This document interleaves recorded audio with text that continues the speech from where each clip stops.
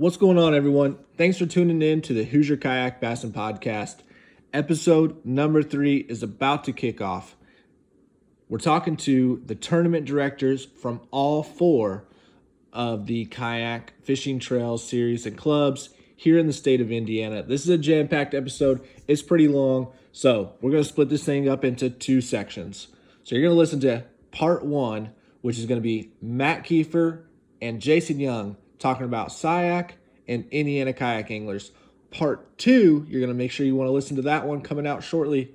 That one is going to be Chris Hildebrand of Grassroots Bass Yacking and Jason Cassidy of Kayak Anglers Southern Indiana. So we're going to be talking about the 2019 season. We're going to talk about 2020, what's coming up.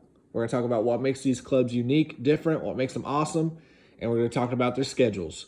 So listen in. Hope you enjoy the show, and we'll see you for part 2.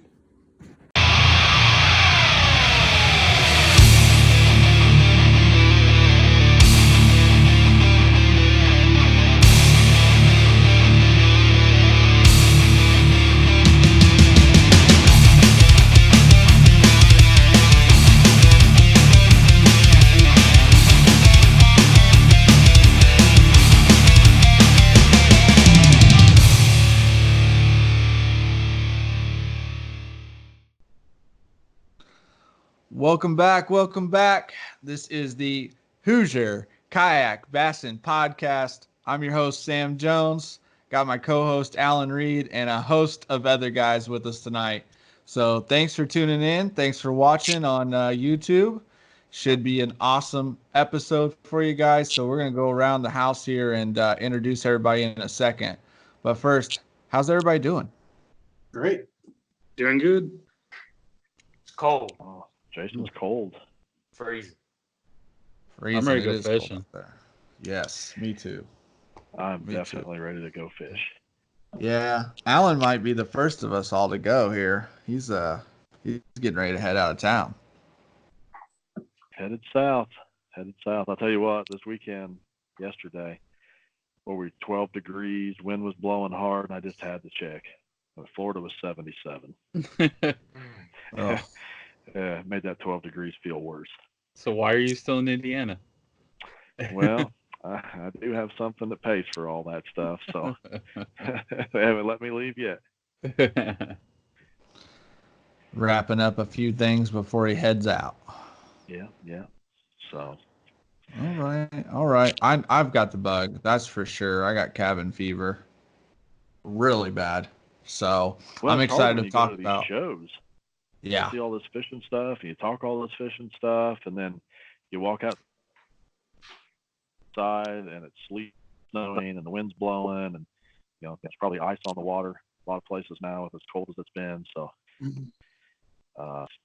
tears us up, doesn't it? Yeah. So all of you guys that are south listening to this that have open water and complaining about your 50 degrees, we do not feel sorry for you. Yeah, right. Exactly. So, but I'm excited. We're gonna talk a little bit about these tournament trails that we got coming up for 2020. So that'll make it even worse, probably. All right. Well, let's go through introductions real quick here. Obviously, you know me, you know Alan. Let's see if you know the rest of these guys. So, representing Southern Indiana Kayak Anglers Club. Yak Anglers Club. I probably can't even say it right. Matt Kiefer. What's going on? Is that all you want to say, Matt? He just waves. What do you say?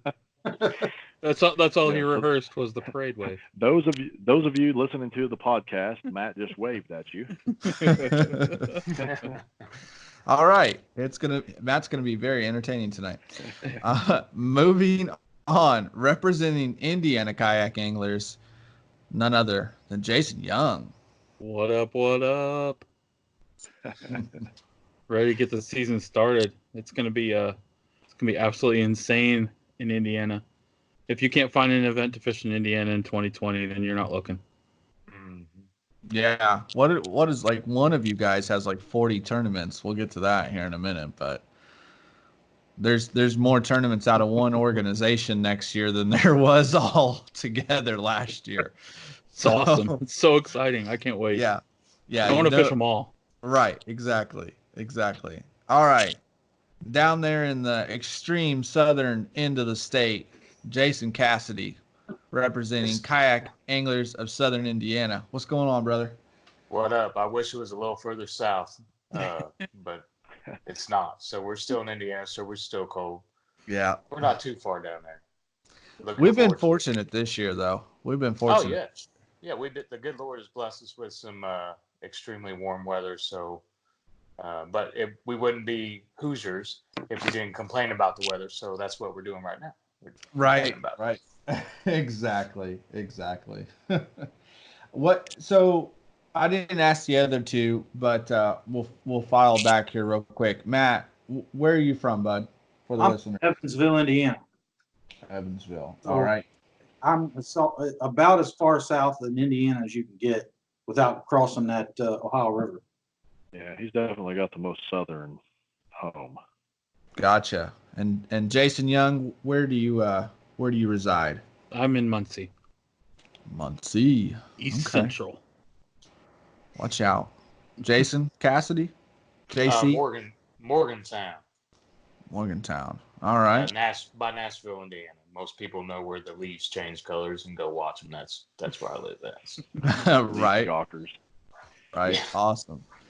And then last but not least, we got Chris Hildebrand here representing Grassroots Bass Yakin.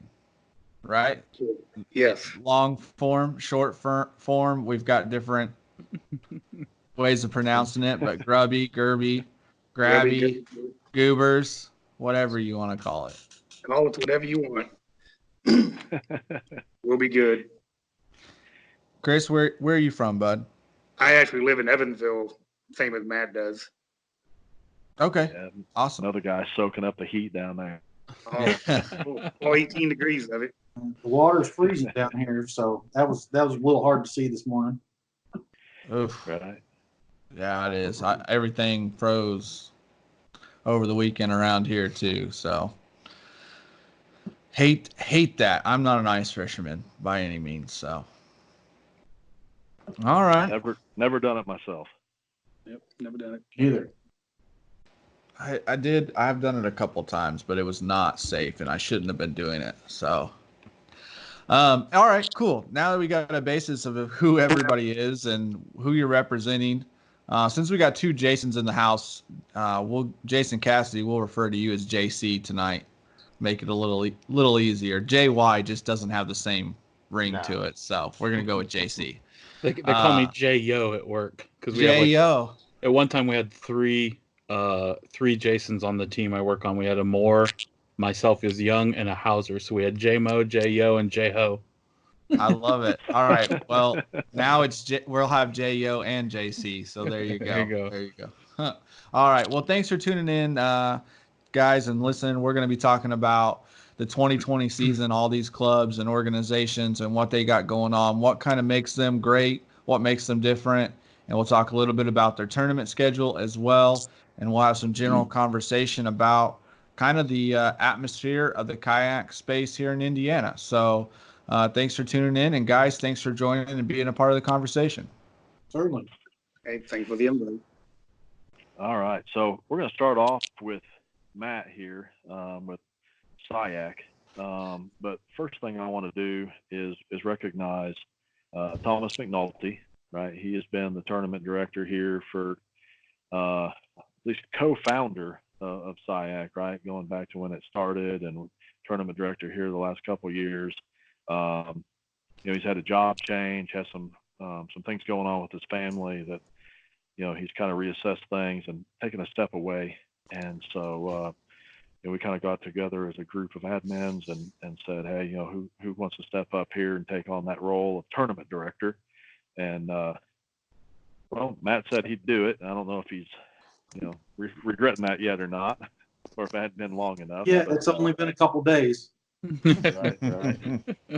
But certainly, we're sending that out to Thomas and hope everything goes well with all of his changes and everything going on with his family there. So with that, right, so we have Matt that's come in representing SIAC and going to be the tournament director here for 2020. Now Thomas is still going to be around, right? He's still going to be an admin, still helping out with some of that behind the scenes work. But Matt's going to be the guy kind of running the show. My name's on the line, I guess. It is. No pressure. Well, Matt's been behind the scenes doing a lot for a while. So, I mean, I don't think we're all sad to see Thomas go, and wish him nothing but the best. But he's definitely leaving the role to someone who's very capable in Matt. So I'm excited to see Matt run this thing this year. Matt, real quick for you, what do you think the biggest challenge is going to be for you this year, stepping into that tournament director role? Well, I think as I'm finding out, our biggest challenge is going to be getting this KBF Monroe tournament off the ground and getting it all situated. It's obviously going to be our biggest tournament that we've ever run. So we hope it works out fine. I think it will with everyone's help. I've already started the process, and we've got to get some things, some ducks in a row, and that sort of thing. But I think that's going to be our biggest challenge, is getting that, putting that on, and having a great tournament. I think is what everybody hopes, and hopefully we'll have great weather and the lake's not flooded like it was last year at the same time. So we'll find that out here before too long. Yeah. So Matt kind of dropped some information there, right? That SIAC is working with KBF to run the Monroe show this year. So good stuff. That just got kind of finalized and confirmed about a week ago that we were taking that on. So really looking forward to that event coming to the state, right? An opportunity for us to showcase to everybody around the country what we have here. A lot of people watch those trail events. So yeah, we'll get into more detail on that here in a second too. But that event's July 18th, I think, right? That's correct. Yeah. So that's gonna be an awesome event for us. Sure. So fantastic.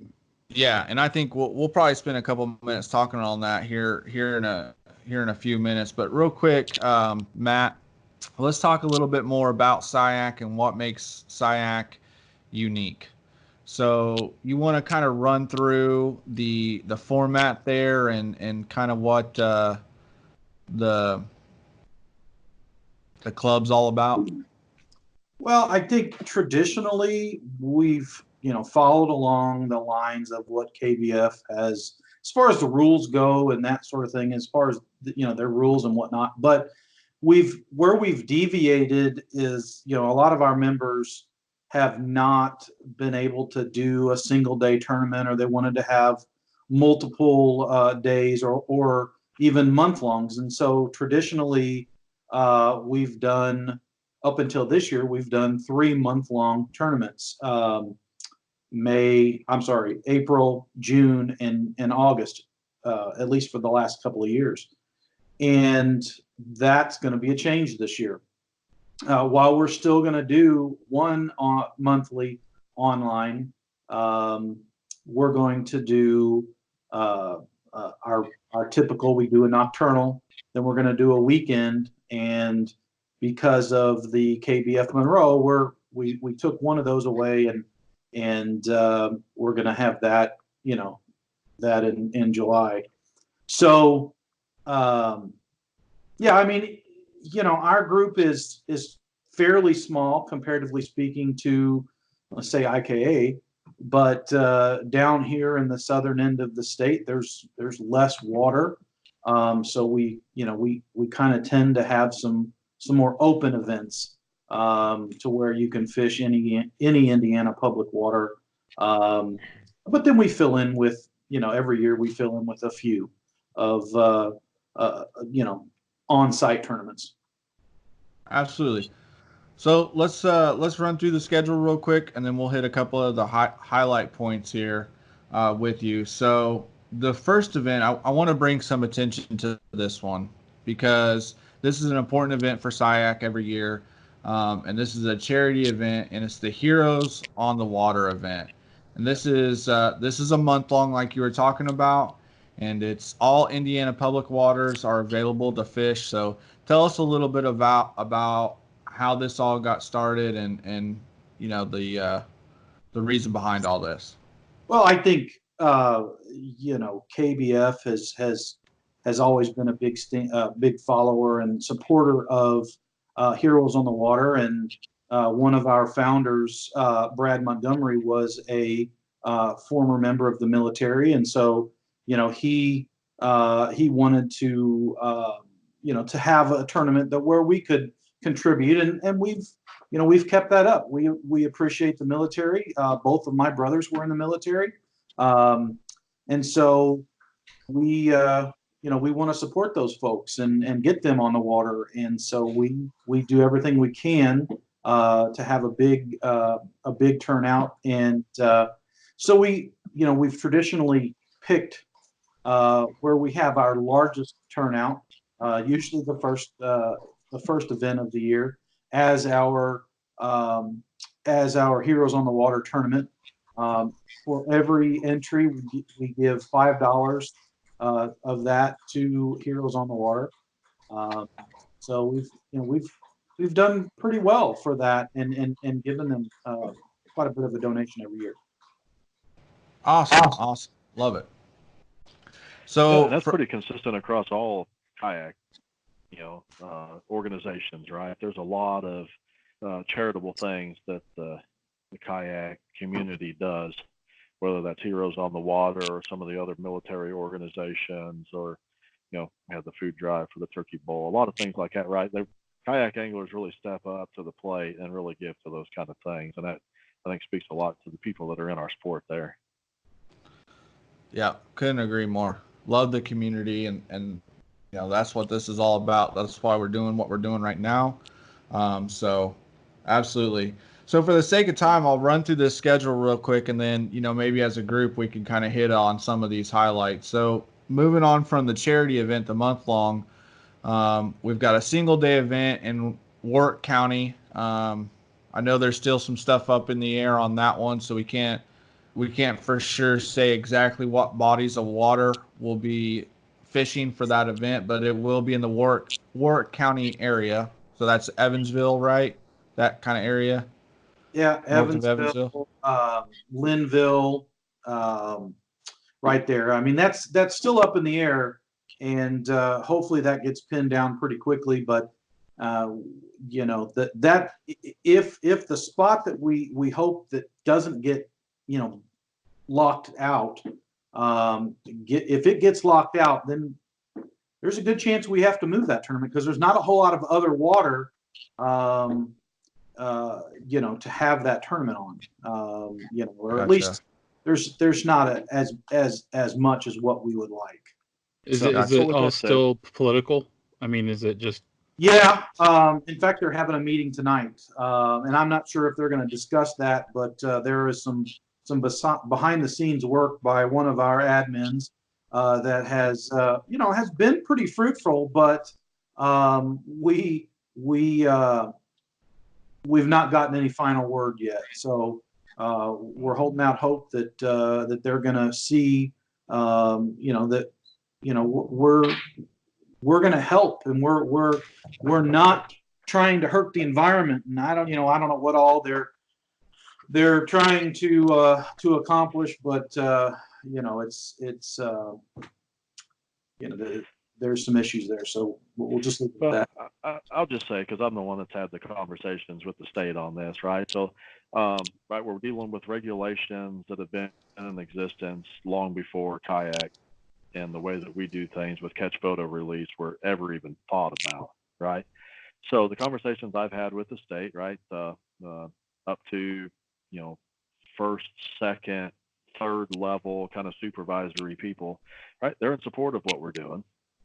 But, I've given them some information on how we do things, how many people are part of this around the state. So I've provided information around each one of our series here, and they like what we're doing, but we all know how state regulations work and how long it takes to get things changed and stuff like that. So the last conversation I had with the highest level person I've spoken with was, we're going to, our goal is to not have to have anybody change any events in the state. That's his objective. We're trying to work towards that. It's my understanding on this particular issue, though, Matt, that you're not necessarily dealing with state regulation and DNR, but you're actually talking about the management of the property, right? Who can essentially make their own rules. Yeah, I believe there is some leeway there for the local management to make some of their own rules up. Right. Yeah. And This the all meeting- brings up they're an interesting following a- point. Yeah, this all brings Let up me an just interesting comment on point. that part, Jason. So it does come down to state managed wildlife areas, and there was a regulation that wasn't published that goes tighter than what we know as our state permitting regulation, right? Where it was 14 anglers or more than 14 anglers qualified as a tournament. There is a regulation out there. Again, it wasn't published. Nobody knew about it. When we had the discussions with the state previously about these bodies of water, they weren't even speaking to it, but they were saying 3 or more qualified as a tournament, right? So it's on a smaller group of bodies of water, right, that have that tighter regulation like that, but it is still through the state and those that are managing the state waters. Gotcha. Well, I think this all brings up a great point that most of the rules, and you guys said it, that are on the books today, kayak tournament fishing was not a thing. So we're going to see, I think, a lot of regulations and rules be challenged and changed over the next couple of years as this thing continues to blow up. So, all right. So we're to be determined on that. So moving on to the next event, which has become kind of a staple, I think, is the River Rumble on the Blue River. That's June 14th, and that's around the Milltown, Indiana area of the Blue River. Yeah, it's a good time. We've had it. We didn't have it there last year. You don't want to have a tournament at the same place every year, but last year we chose to go over to the Columbus area and had a good time there, but certainly wanted to get back to the Blue River this year. We usually have a good time and look forward to it again. Awesome. You got to watch those long floats that lead you into the night, don't you? That's true. Yeah, you got to have your bag packed inside the kayak at all times, just in case you need some extra snacks or a tent or a extra flashlight or something. Yeah. Do a little planning for your pre-fishing. That's right. At least know what you're getting into before you get into it. So. And then from there, we move into the Summer Showdown, which is the Monroe Lake event, July 18th, the one that we're all excited about and been talking about. KBF Trail Series coming to the Hoosier State. There you get it. Hoosier.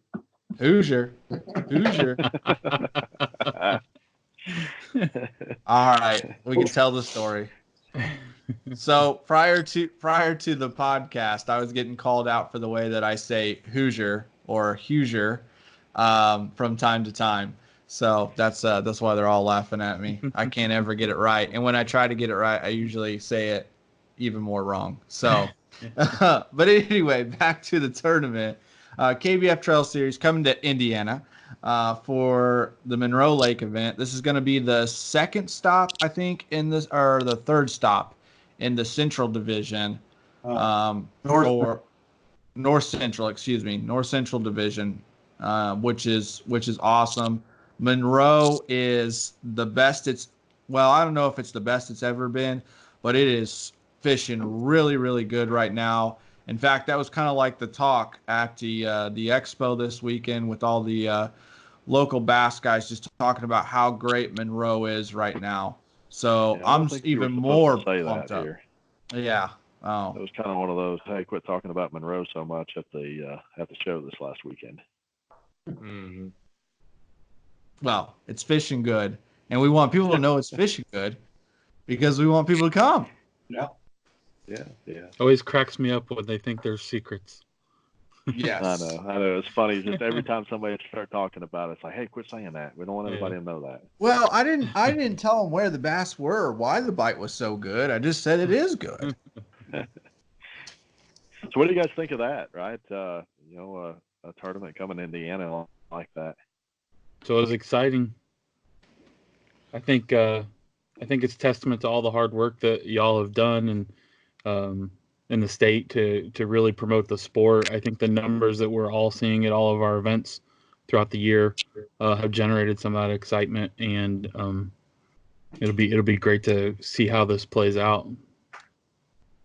Well, and I think, Jason Young, you guys have had some tremendous turnouts to your events and last year's HBOS Hobie Open Series that you guys had on the White River. You had a heck of a turnout there and a heck of a testament to what you guys do up there. Thank you. Absolutely. Yeah, that's the combined efforts of everyone for sure. Absolutely. Yeah, and I think, maybe we'll have another episode that talks about this too, right? But all of that kind of work, right? You have the Indiana Boat Sport and Travel Show coming up here in the middle of February, right? That's going to have a whole section now that's all dedicated to kayak. Again, it's that same thing, right? There's a strong presence here, and it's infiltrating these other events and areas. And I think some of that got noticed last year by a particular visitor, I believe, and that's probably driven a lot of this, right? The Heartland Kayak Fishing Summit that'll be at the boat show, and then the trail event on Monroe. I think that was a lot of that was kind of driven by the excitement and the buzz that we have at the boat show every year, and how kayak fishing has grown as part of that. Definitely. Agreed. All Chris, right. you're quiet up there. What do you think about all that? Me? Chris, I think it's awesome. I can't wait. You would, That's kind of. I That's, can get excited. I like that body of water, so I like it a lot. I'll I've have never a day been or on two it. practice on it. Yeah, what lake? Where? Isn't that in Florida? There's Lake Monroe. X. Lake Monroe in Florida, but no, I'm excited for it. I hope we get a big turnout, and just like everybody here, I'm sure we're going to be promoting the heck out of it. So, Yep. Right. It'll be really good. Chris, any thoughts from you, my man? I can't wait to fish it. I'm hoping to get up there to do that.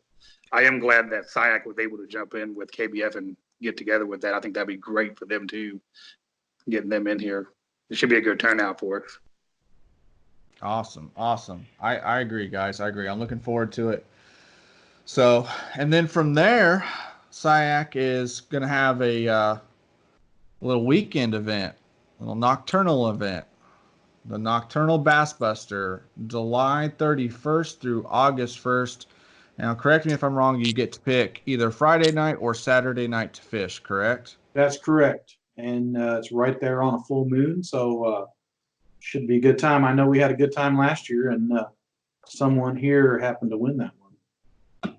Who would that be? I don't know. It's getting red. Yeah.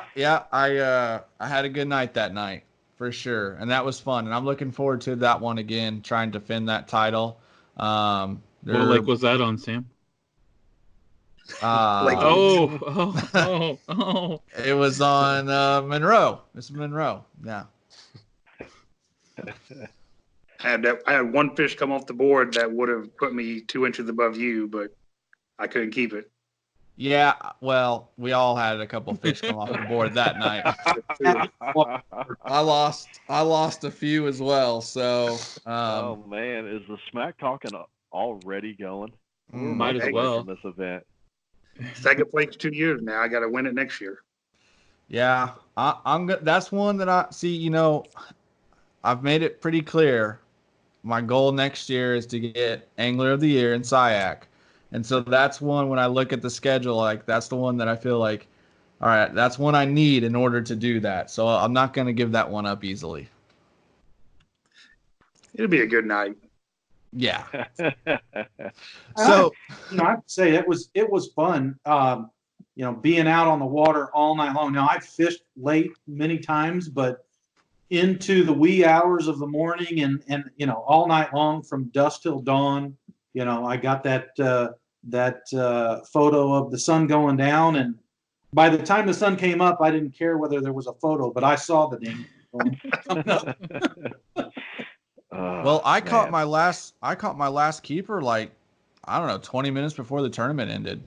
My last, good fish anyway. Like 20 minutes before the tournament ended. So, but I was out there by myself all night. I know a lot of guys went out in groups or pairs. I'm telling you what, when you're sitting out there and it's pitch black all night, it gets eerie. I don't care how tough you are. When you're on a kayak on a body of water all by yourself at night, it gets eerie. Every grass little carp sound. scare you. Well, and luckily, right, we got things straightened out last year and this year again, that we don't have an IKA event during the day and then a Kayak nocturnal event at night. Because I can tell you what, fishing 18 hours in the 24-hour period of time was brutal. Right. But now you can say you've done it. I mean, yeah, I have. There's no replacement for experience. Right. So moving on from that event, we go into another weekend brawl, August 13th through the 16th. Again, that's all Indiana public waters. That's an online event. You got all 3 days. That's like a holiday weekend, I think. So the difference is, the nocturnal one is a single night event. You can pick either the Friday night or the Saturday night. You fish from dusk till dawn. On the weekend event, you can fish Thursday through Sunday all day from, we haven't determined the start time, but approximately 6 a.m. to, and we'll figure out the end time, but probably dark. Okay. Right. Yeah. So it's that same concept, right, of a month-long event, but you don't have to grind it out for the entire month, right? Just grind it out for a weekend. Yep. I like it. I like it a lot. You want or as little as you want, but within that time frame. So if you can't work, That's really cool. If you got to work the weekend and you can fish Thursday and Friday, great. If you can't work, if you're working Monday through Friday and you can go out there and fish from Friday night till Sunday evening, great. Or if you can only fish the evenings, that's great too. But we think this will be, it was an idea that I had, and I felt like, it's kind of a good compromise between a weekend or a whole month and, going down to just a single day event. It was kind of a good compromise. I like it. That's really cool. Yeah, agreed. And then we know. Let's just touch on that real quick, right? So, Matt and Chris both were out there this last year, right? Battling it out for the Angler of the Year in Kayak, right? And we had those month longs in there, and they take a lot of energy to do that, right? Just a lot of time. So I think this was a good way to allow a little bit of that flexibility without, taking all that time away from family or other events that are going on there. So, maybe you guys want to speak to that a little bit more, right? I mean, those month-long events they can be brutal. You want to go first, Matt? No, go ahead. It's your turn. Okay. I'll just say, I just know those month-long. Last year with Kayak, they had 3. The first one was Here on Water, and then the July one. I know I won both of those, but I put more time on the water, especially in July. Since I'm off during the summer, I'm a teacher. I was on the water every single day, which don't get me wrong, that I like doing that. But by the time you get done fishing at noon, 1 o'clock when it's so hot, I was dragging. I mean, I was hurting. So by the time July ended, I was ready to be done. But then Right. the next month, turn around, KBF will have another month long, and then you're doing it again. So it really is. It's a mental game once you do a month long. And I will say, I'm better at month long tournaments. I am. 1 day tournaments, I'm horrible at. Matt can attest to that. I mean, I talked to Alan about that at the Hoosier Nationals. I am horrible at 1 days, but month long was good for me. So, and then August came down and Matt slugged it out. He really did a good job on that when he came up on top. Well, But I I'll think just KBF say, recognized that as well too, right? Because they have shortened up from going from full months down to 21 day month-long events here, right? So same kind of concept. yeah. And I just want to point out the two of you, that was one of the most epic AOI races. Like, it was just awesome watching you two slug it out all year. So kudos to both of you because you guys both had a great season. And you made it interesting to watch for sure. Yeah, I mean, it was tight all year long, and I knew that if I didn't stay on the water and keep fighting, I was not going to take that home, and it was looking pretty dire coming into the end of August, and I was lucky to find a pile of fish and catch them, and that's what put me over the edge, and it's just a matter of taking that time on the water, and while I can't say that I regret doing it. It was long. It took a lot of time, but it was something that I focused on. I wasn't focused on at the beginning of the year. I certainly wasn't. But as the year waned and the tournaments rolled by, it was by August I knew I was in it and I was going to push for it, and I certainly did. And I know Chris did as well. I mean, we both fished to the last, as much as we could the last day of August, and I talked to him right after the event ended, and I know he was wore out, and I know I was too. Yeah. And it's like it's a mental game. I remember I was sitting at work, so like that, I'm sitting here at school, and I had people texting my phone saying, "Hey, Kiefer just caught a 22-inch fish," or "Kiefer just caught that 22.5-inch fish." I'm like, and I'm sitting here Score working. tracker update. Yeah, I can't do this. I'm like, and so then I get on Tourney X and looks, and I'm like, ugh. So then it's a mental game. Then I have to go out and try to catch more, and I just at the very end I was wore out. I couldn't do it. So You're like, kids, teach yourself. I'm out of here. All right, so that leads us into the final regular season event of the year for Kayak, and that is going to be Battle at the Bogs, which is going to be on September 20th, and that's West Boggs Lake in Lagodi, Indiana. That's going to be a shootout right there. What we were looking at there is, I have to say, you guys did pretty well at Hoosier National Forest, but Chris and I did not do as good at all. And I think looking at the bodies of water that we can choose, we looked at West Boggs, and we know there's a lot of fish there. We know that from the IKA tournament was there, and they caught a ton of fish. The opportunity is there to catch a bunch of fish. So you may not see huge bags there that day, but you're going to see a lot of fish. Yeah. So I was just talking to somebody about that this last weekend, and they said, they're up now. I mean, before we were, everybody's heard me say this, but right in that tournament, I caught 86 or 87 bass, and I couldn't get a single one bigger than 14 3/4 inches. Right. But there's people there fishing now that I was talking to this last weekend, and they said, man, they're all over 14 inches now. Right. Got a couple more years of growth on them. And those things were fat. I mean, there was plenty of food for them to eat. So I think hopefully we see them bigger than what we kind of basing that off of from a tournament a couple of years ago. Right. That's a lake that could definitely be a gem here in, 4 to 6 years for sure. All right. So we'll crown an AOI at West Boggs, if not before. And then we move into the championship event in October on the 10th, and that's going to be held at the Green Sullivan State Forest. But this is kind of interesting. We don't know which body of water. So if you're listening to this and you're not familiar with the Green Sullivan State Forest, there are a bunch of pits there, and then there are maybe two or three decent sized lakes. There are, I think, close to 100 pits in that vicinity. Yeah.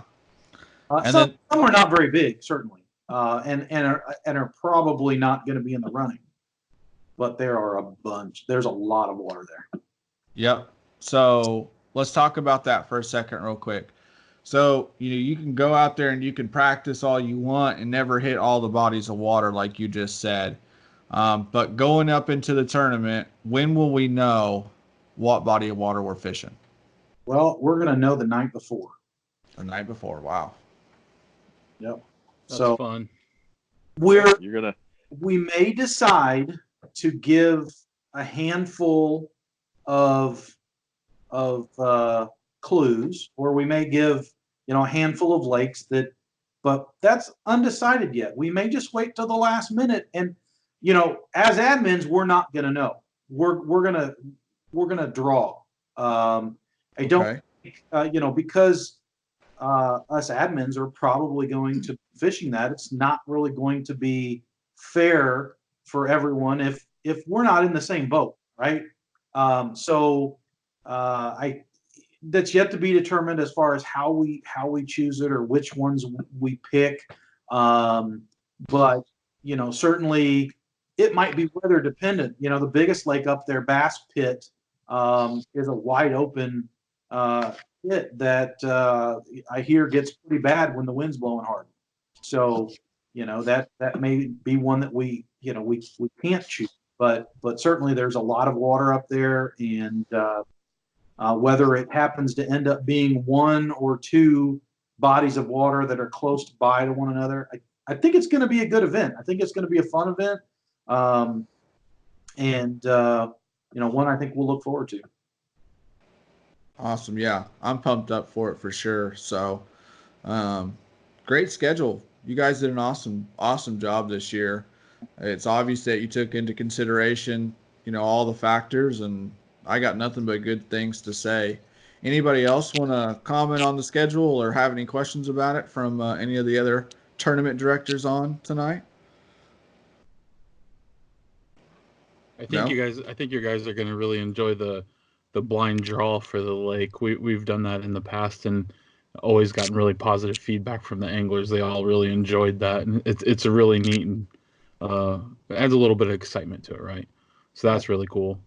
So, Jason, did you guys choose from a select few lakes, or did you just pick one at random? Well, what we did is we've done it twice, and then the draw was a little bit different both times. But we would choose 8 to 9 lakes within about a 30-minute drive of a central location. Uh-huh. And so the first time we did it is everybody showed up at that central location, and we did the draw right there. And then you left that parking lot and went to fish that lake. We did let them know what those 8 lakes were prior to, but they didn't know which one of the lakes they were actually going to fish. And it's the same process we did for the next year, except we did the drawing the night before rather than doing it the morning of. So, but that's really fun. That's exciting stuff. I like it. I'm really looking forward to your weekend long event, open water. That sounds really cool. I'll probably definitely be signed up for that one. Nice.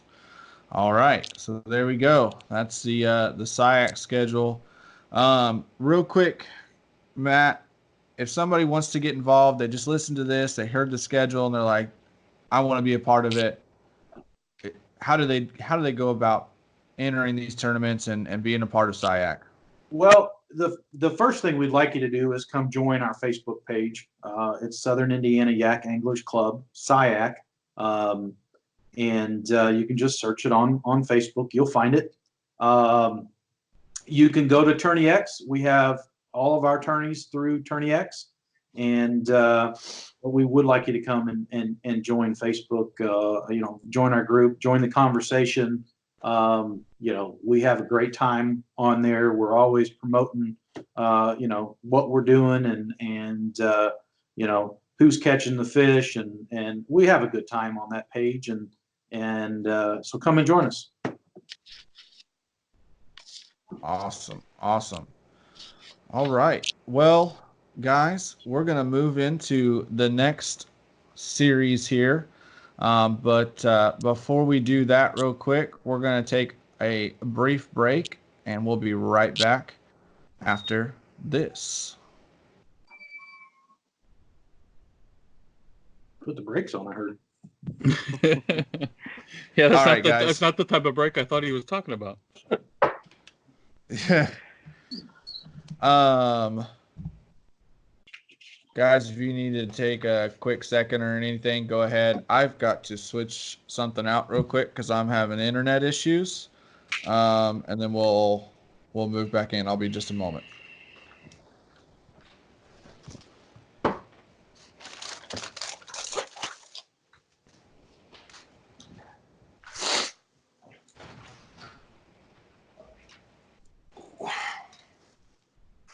Hey, are you guys all on the Tourney X Tournament Directors group? I am now. Dwayne mentioned something just a couple of days ago about some new cheater. Does anybody know anything about that? That's the first I heard about it when I saw it there, and he hasn't elected it, so. I haven't seen anything else about it anywhere else. That's literally the first place I've heard of it, and nothing more. It's been crickets over at Kayak Bass Nation. It's never crickets at Kayak Bass Nation. As far as this goes, they're usually. Oh, okay. Yeah. I haven't heard anything about it.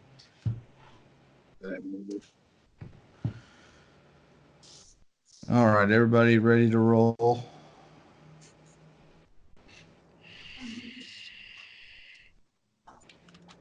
Gangster's Paradise is back. Back. Sorry, Somebody's getting bombed over there. Yeah. You have to fill me in on this this bass thing that you guys were talking about, because I hadn't obviously been involved in any of that discussion before. Indiana Bass Nation? Yeah. So you're familiar with I know, with all the national stuff, right? Yeah. Yeah. So we all had like a discussion group going on regarding how we wanted to handle it in the state. There were several different options. We thought with as many clubs as we have already established and the number of events that were already scheduled, it didn't make sense to create another series that was Bass Nation affiliated. Right. And so we all kind of discussed it and came up with a date and discussed venues and stuff, and then proposed to the Indiana Bass Nation president our plan. And so what we're looking at is a single event. It'll be a 2-day event with the top 10% qualifying for the 2021 Classic. It'll be a higher payout, higher entry fee event. We're looking at $100 entry fee, but it's 2 days. And then one of the ideas that the group came up with is, if we're going to do a 2-day event, why not have 1 day on the river and 1 day on a lake? And with that, we have it down as White River on 1 day and Geist on another day, since those are fairly centrally located to each other, so you don't necessarily have to travel from one to the other. You can stay in the same place, but both good bodies of water that time of year. When is this planned? Oh gosh, Was the first week of October? Yeah, it was like the one free weekend in October. The week before, I think, Kayak. Yep, the week before, so the 3rd and the 4th of October. And do you have to be a Bass Nation member before fishing that tournament, I would assume? Yeah. Yeah, to register for the event, you'll have to be an Indiana Bass Nation member, which also requires you to be a bass member. And so there's a couple levels of membership that are required to get there, and then you fish the event. I see. Don't worry, we'll have a full episode on that, explaining Yeah. all this stuff in the future. Yeah. But I did just get confirmation from the Indiana Bass Nation president that they like the proposal. So we have some more steps that we need to take to make sure we get everything lined up before we start promoting it too much. So is it going to be an open, or is this going to be, meaning is it going to be open to any angler, or is it only Indiana anglers? As long as you're an Indiana Bass Nation member, and I don't believe there's residency requirements for that. There's So. not. There's not. It could But be anybody. Right. And so it's kind of teeters that line of, is it open, right? Because you have to be a Bass Nation member to fish it. But the other option we had originally been sort of considering was it being like a state championship of all of the clubs providing their top anglers to then fish to qualify for the Classic. But we thought this was actually going to end up being the better way to do it. And this will be a feeler for next year, right? So we'll see what sort of response we get from this event, and then determine whether a Bass Nation club might be a better fit for next year with multiple events and such.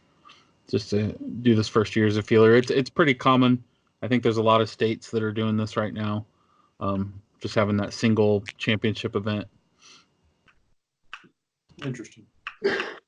All right. Can you guys see But and I'd hear say me keep again? it. Yeah, you're back, Stan. You I'd good? say kind of keep that one under wraps, right? Because we're still working out the details Yeah, and stuff right. like that. We'll do official announcement kind of thing. Yeah. All right, guys. I'm going to bring us back. You guys ready? Yep. Mhm.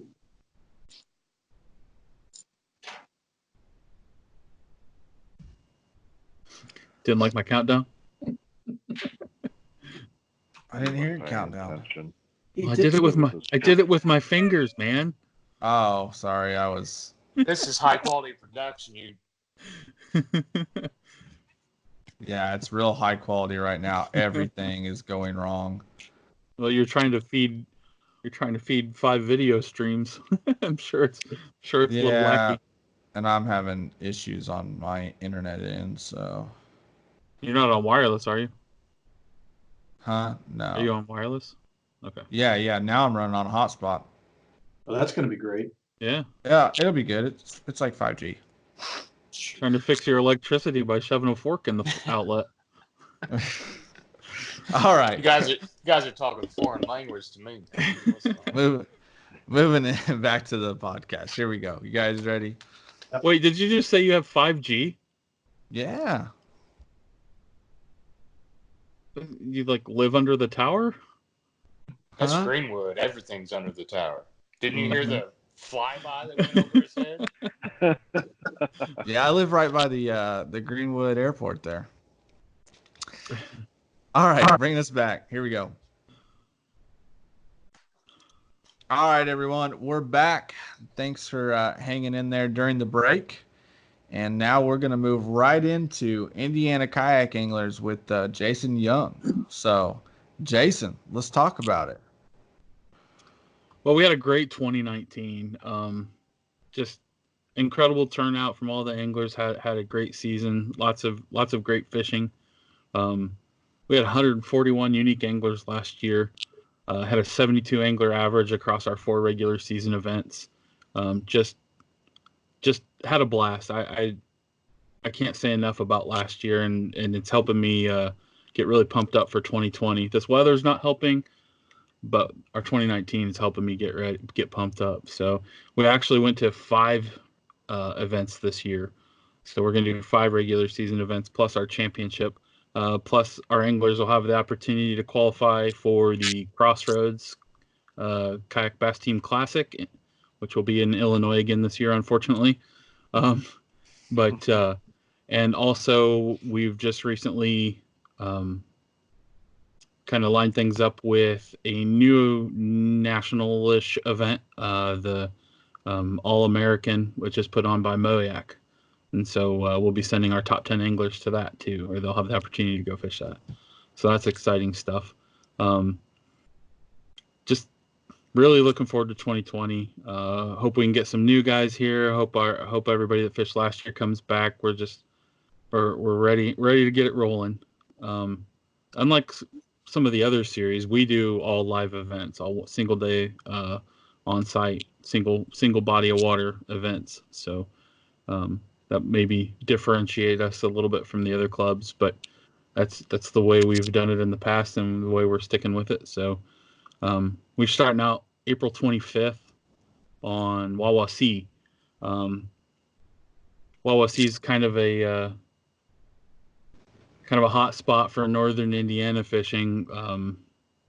Lots of tournament traffic on that lake. And because of that, we've actually had a lot of people request that we fish there.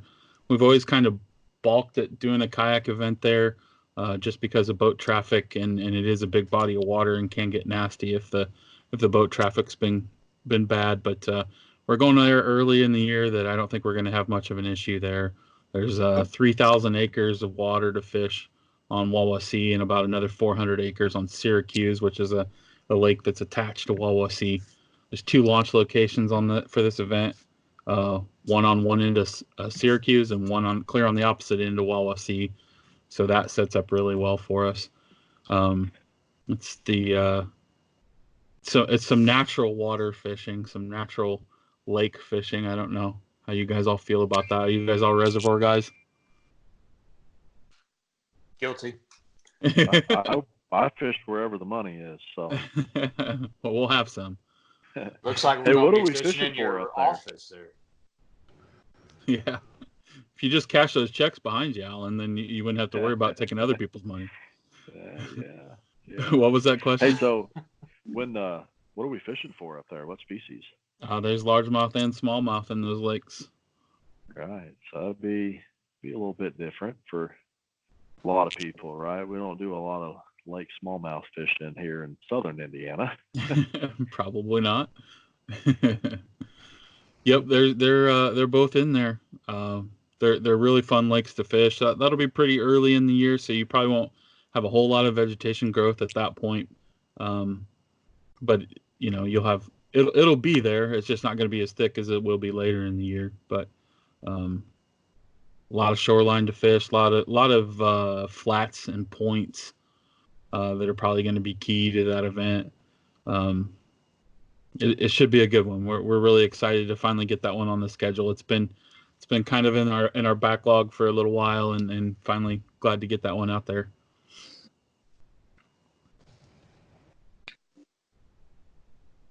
So we're leaving. We're heading into May. At the end of May, we're going to be May 30th on Salamone, which is kind of a north central Indiana location. It's a 2,600 acre reservoir. This actually has 10 launch locations on it, all around it, and tons of options for camping. We'll probably try and make something really fun out of this one at the end of the event. Maybe have a big cookout or something a little more social, because there's plenty of opportunity, plenty of space for us to do that up there. So we're going to head up there. I personally don't know a whole lot about Salamone. It's not a lake I'm very familiar with. But we're going to give it a whirl. It's the location is perfect for us. So and there's a lot of shoreline. It's a very long, skinny lake, so there's a lot of shoreline to fish. Probably going to be the key to that one too. How far away is that one from Indianapolis? Hour and a half. Okay. It's not far. It's about 35, 40 minutes from me, but when you're coming straight from Indianapolis, hour and a half, hour and 45 probably. Right. Is that another natural lake? No, it's actually a reservoir. Okay. June 27th, we had originally published our schedule. We had published this one for Geist Reservoir. Geist has always treated us well when we've had events there. There's always been some big fish caught. However, one thing we didn't really consider when we were rushing to get that one on the schedule was the boat traffic. And due to safety reasons and both of ours and with Geist Marina, we decided to move that event. So we're going to keep the date. We're actually moving it from Geist Reservoir to another reservoir in north-ish central Indiana, and that's Kokomo Reservoir. And that's probably a lesser known body of water. It doesn't get talked about a whole lot. It's not overly big. It's just under 500 acres, but there's a ton of shoreline on there. Again, it's another one of those long, skinny reservoirs. You dammed up a creek. It's not going to, you dam up a creek in central Indiana, it's going to kind of stay where it's at, right? It's not going to get real big, but we're going to head there. There's 4 launches on that lake, and we'll probably work on finding an off-site headquarters for that one. There's plenty of hotels in Kokomo to stay at. There's some smaller campgrounds nearby that I don't know a whole lot about, but they're up there on Google Maps, so I'll have to do some more research on that one. That one should be a fun event. I think it's always kind of fun when you can take a tournament to a lesser known location, because you always hope to find that hidden gem, right? So yeah, we're looking forward to that one. Is this a shallow, grassy lake or a deep lake? Is it a muddy lake? Do you know anything about the specifics on it? So what all I know about it is that there's where they've had where there were some steeper bluff walls, they put riprap in. I know there are some underwater stumps from where they cleared around the creek before they flooded it, but the stumps are still there. That's really all I know about it, honestly. And is this largemouth, smallmouth, or just largemouth? So all the research I've done on it doesn't say anything about smallmouth, but it seems hard to believe that you dam up Wildcat Creek and not have smallmouth in it. Right. So we'll see. Interesting. Okay. Very cool. So where are we going from there? Then we're making our river swing. So our 2 river events this year are going to mirror what we did last year. We did Tippecanoe River, and we're going to be back there on July 25th, day before my birthday. I'm going to be 29 again. So we're going to do the same launches as we did in 2019 also. I think that set up pretty well. So it's going to be all your sections above Schaefer, the sections between Schaefer and Freeman, and everything from Freeman to the Wabash River. Goal there being it's a moving water event, so we're going to stay in the rivers. Last year we had it took 86 3/4 to win. We had a couple of smallmouth around 21. 21 actually was big smallmouth, but we had another one that was pushing it very, very close to that 21-inch mark.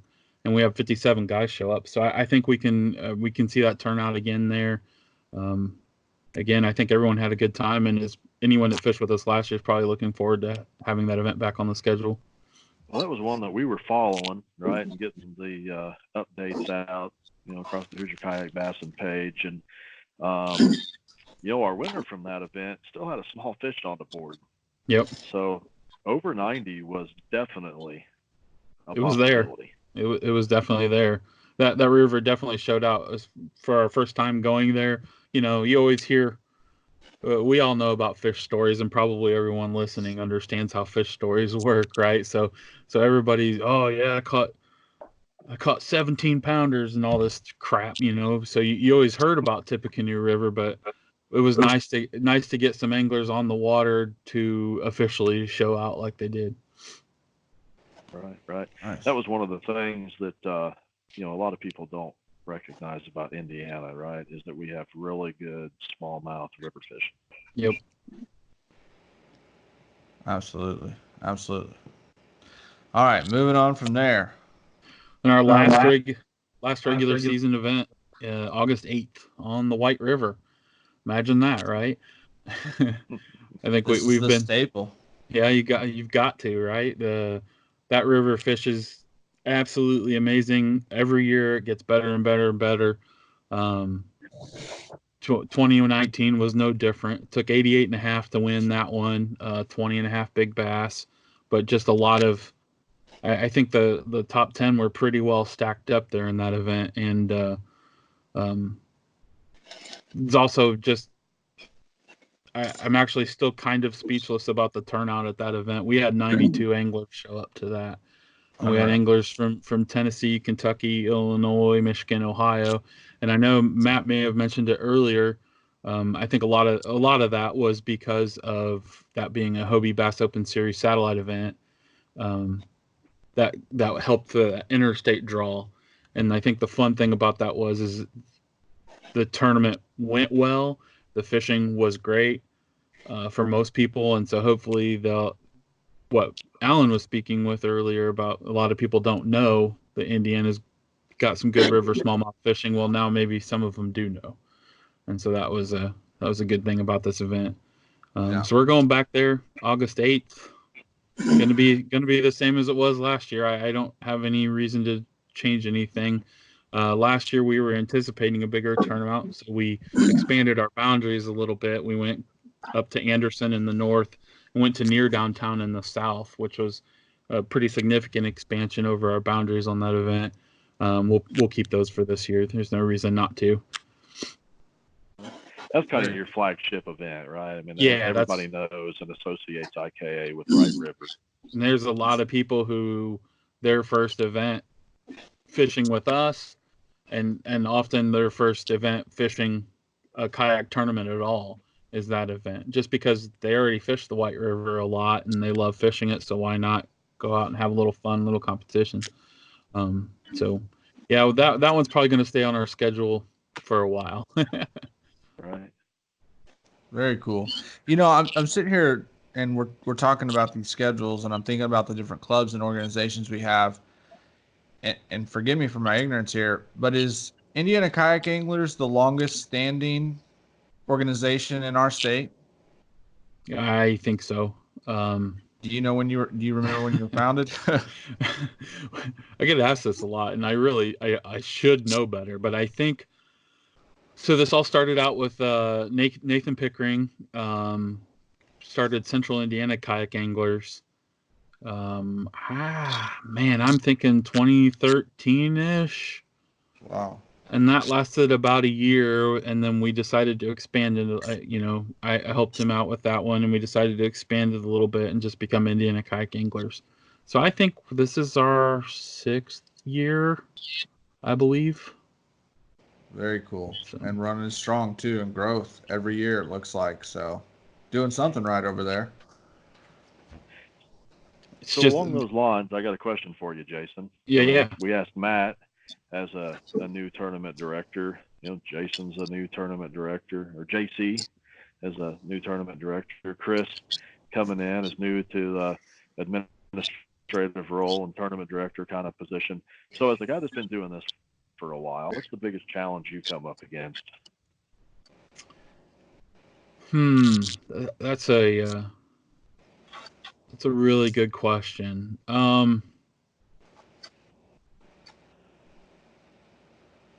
Personally, the biggest personal struggle I have is I want to please everybody, and so it's from my perspective, the hardest thing is teaching myself that I don't have to please everybody, right? Probably just educating the new angler is the biggest struggle. Overall communication helps with that. Like if we can provide all of the details and as many details as possible at all times, that I think that helps the new angler. It helps the even the seasoned angler be more comfortable with things. So personally for me, it's pleasing everybody. From a director's perspective, it's crossing all the T's and dotting all the I's and publishing that to everybody. Well, that never goes away. I mean, that's the stuff that makes the event successful. Right? You can't let things slip through the cracks. Yeah. And even beyond planning is communicating, right? Like we have to remember as a director that some of those details that we think are mundane or irrelevant might mean something to somebody else. So make sure that you let them know what those details are. Great point. That's a great point right there. With so many people flooding our sport every day, and with so many people trying to get into it, that's one thing that we do have to definitely be conscious of, is making sure people understand, first and foremost, safety on the water. And secondly, how to compete, because a guy goes out there and has a good day and then, finds out that he did one small thing wrong and gets all those fish DQ'd. That's not how you want someone to start off their tournament experience in the kayak realm. So, that's a really great point, is that communication piece and not forgetting where this all started. Right. There's a lot of stuff I think, we just do it. It's become a habit. Right. It's just our second nature being out there, right? Just this last weekend at the show, right? People were saying, so how's this kayak thing work? How do you guys measure these fish or turn them in and all that kind of stuff? And what goes into that? We just do that. Right. But that's the fundamental thing of how you're going to get your fish in there. You got to do it right. Absolutely. All right. So we round out the season at IK or at IKA at the White River. Where are we going to for the championship? So this year for the championship on September 12th, we're heading to Palestine. Ooh. It's a pretty storied northern Indiana lake. Should be fishing pretty amazing that time of year. It's a fun one to have an event at. We accidentally had an event there a couple years ago. And it was a little tight. I think we had 46 guys in that event, and that was super tight because it's only like a 300-acre lake. The accident part was we were supposed to be fishing Wabash River, but the river was completely blown out, and I think it was 10 to 12 feet up. There was no way we were fishing it. So we chose Palestine at the last minute, and I think everybody there was some good fishing going on there. So we're going back this time. We'll know that we'll only have at most 15 anglers, so that'll help alleviate the space issue. Let's talk about that for a second, real quick. Mm-hmm. So 15 anglers. How do you qualify to get? How do you get into that coveted 15 to fish that amazing fishery there in Palestine? All right, so we're gonna do we award points at each event. 100 points to the winner, 99 points to second place, all the way down.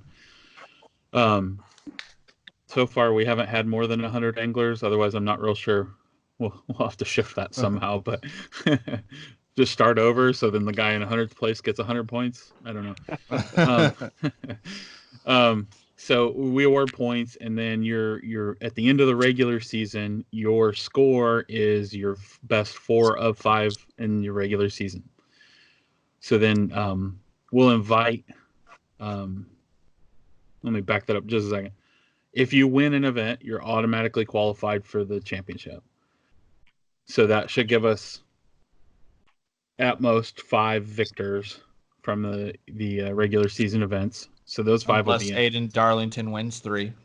Correct. So then we'll pick. Then we'll take the next 10 in points that haven't already qualified. And should we have a victor in or should one person win more than one event, then we'll take the next 11. We're going to fill out a field of 15, but that's going to be filled out by the victors and then the top that haven't already qualified to fill that field of 15. And then New Canoe's back on board again this year, so it's going to be the New Canoe Angler of the Year.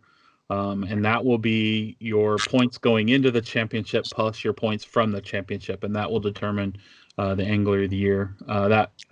That winner is going to take home a brand new Flint, 2020 Flint with a new custom height fusion seat. That'll be pretty cool. We picked the Tundra color.